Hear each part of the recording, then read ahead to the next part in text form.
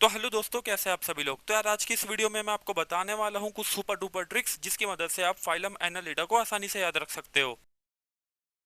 तो यार पहले तो जाकर ये मैंने जो एनिमेशन बनाई है इसे देख कर आइए, उसके बाद मैं आपको चीजें एक्सप्लेन करूंगा।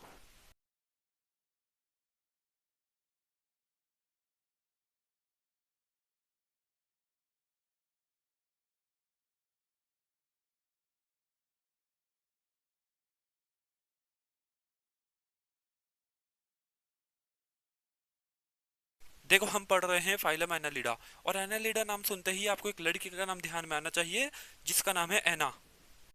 और ये जो लड़की एना है, इसकी दोस्त कौन है? शिजुका। तो अब हमारी पूरी स्टोरी शिजुका पर चलेगी, इसलिए आपने एनिमेशन में भी शिजुका को ही देखा है।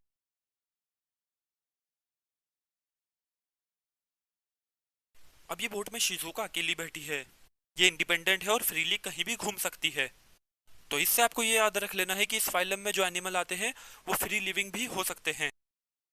ये शिजुका जो है, ये रिवर से होते हुए ओशन में गई है, यानी कि ये फ्रेश वाटर से मरीन वाटर में गई है। यानी कि इस फाइलम में जो एनिमल आते हैं वो फ्रेश वाटर में भी मिल सकते हैं और मरीन वाटर में भी मिल सकते हैं। अभी शिजुका को जो है समुद्री पायरेट्स ने पकड़ लिया है और इसको पकड़ के वापस से लैंड पे ले गए हैं, यानी कि टेरेस्ट्रियल। तो इस फाइलम में जो एनिमल आते हैं वो टेरेस्ट्रियल भी हो सकते हैं।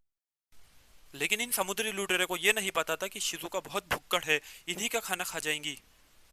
और अब जानते हो कि कोई ऑर्गेनिज्म अगर दूसरे ऑर्गेनिज्म के साथ रह रहा है और फ्री का खाना खा रहा है तो उसे हम पैरासिटिक बोलते हैं। तो यहाँ पर शिजुका जो है वो एक पैरासाइट की तरह एक्ट कर रही है। तो इससे आपको ये याद रख लेना है कि इस फाइलम में जो एनिमल्स आते हैं वो पैरासिटिक भी हो सकते। तो इन समुद्री लुटेरों ने शिजुका को रस्सी से बांध रखा है, और अगर आप ध्यान से देखोगे तो रस्सी जो है वो एक सर्कल की फॉर्म में बंधी हुई है। और शिजुका जो है इन्हीं का खाना खा खाकर बहुत लंबी हो गई है, यानी कि लॉन्ग हो गई है। और समुद्री लुटेरों ने इसे रस्सी से बांध रखा है और रस्सी जो है वो सर्कल की फॉर्म में बंधी हुई है।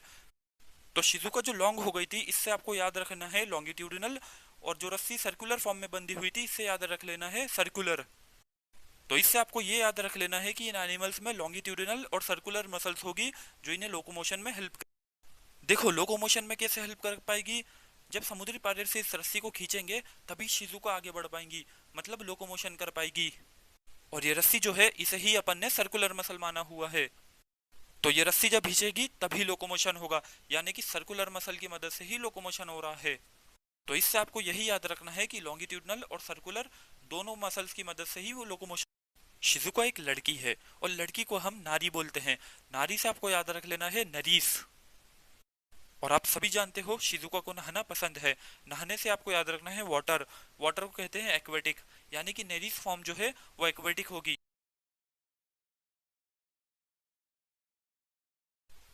तो इस फोटो में देखो शिजुका ने अपने पैर साइड में फैला रखे हैं, और राइट साइड के लिए ही हम लेटरल वर्ड यूज करते हैं, यानी कि नेरिस में जो है लेटरल अपेंडेजेस प्रेजेंट हो गए।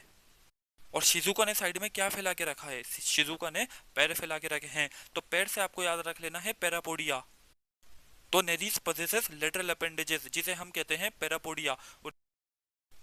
अब देखो, शिजुका एक इंसान है और इंसानों में क्या प्रेजेंट होता है? Close circulatory system. तो इससे आपको याद रख लेना है इन एनिमल्स में क्लोज सर्कुलेटरी सिस्टम प्रेजेंट होगा। और शिजुका के पास किडनी प्रेजेंट होगी, किडनी के अंदर नेफ्रॉन होंगे। तो नेफ्रॉन से आपको याद रख लेना है नेफ्रीडिया। तो इन एनिमल्स में नेफ्रीडिया प्रेजेंट होगा जो हेल्प करेगा ऑस्मोरेगुलेशन में और एक्सक्रीशन में। और देखो, जो कॉर्डेट्स है जैसे कि ह्यूमंस, इनमें जो नर्व कॉर्ड प्रेजेंट होती है वो डॉर्सल साइड में प्रेजेंट होती है और सिंगल होती है। लेकिन नॉन कॉर्डेट्स में वेंट्रल होती है और डबल होती है। तो हम अभी नॉन कॉर्डेट्स पढ़ रहे हैं। इसका मतलब फाइलम एनालिडा में जो नर्व कॉर्ड होगी वो वेंट्रल होगी और डबल होगी। और देखो, शिजुका जो है वो एक इंसान है और इंसान में आप जानते हो सेक्सुअल रिप्रोडक्शन होता है, यानी कि फाइलम एनालिडा में भी सेक्सुअल रिप्रोडक्शन ही होगा। हमने शिजुका को नारी कहा था, नारी से आपको नेरी से याद रखना था। और शिजुका एक लड़की है, यानी कि सिंगल सेक्स प्रेजेंट है। और जिसमें सिंगल सेक्स प्रेजेंट होता है हम उसे यूनिसेक्सुअल या डायशियस कहते हैं। तो नेरिस फॉर्म जो है एक्वेटिक फॉर्म है और डायशियस है। बाकी जो इसके दो एग्जाम्पल बचते हैं, अर्थवर्म और लीचेस, वो मोनेशियस हो जाए। तो यार हमने यहाँ पर फाइलम एनालिटा को भी कंप्लीट कर लिया है। इसकी जो लेवल ऑफ ऑर्गेनाइजेशन है, सिमेट्री है, ये सीलोमेट है कि एसिलोमेट है, और बाकी के जो बेसिस ऑफ क्लासिफिकेशन है, उसके लिए मैं एक सेपरेट वीडियो बना दूंगा जिसमें सारे एनिमल किंगडम के जितने भी फाइलम है सबका बेसिस ऑफ क्लासिफिकेशन एक ही वीडियो में आ जाएगा।